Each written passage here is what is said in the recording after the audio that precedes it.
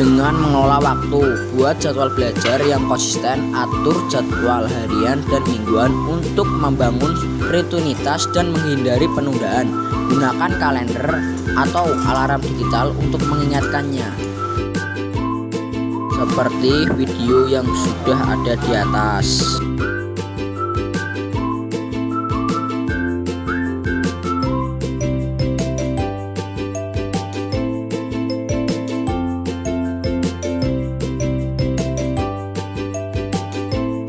Bisa juga dengan memanfaatkan teknologi secara cerdas, seperti menggunakan sumber daya digital yang tepat, memanfaatkan aplikasi pembelajaran, video edukasi, e-book, atau podcast dari platform terkemuka seperti Ruang Guru, Zenius, Khan Academy, atau YouTube Edu.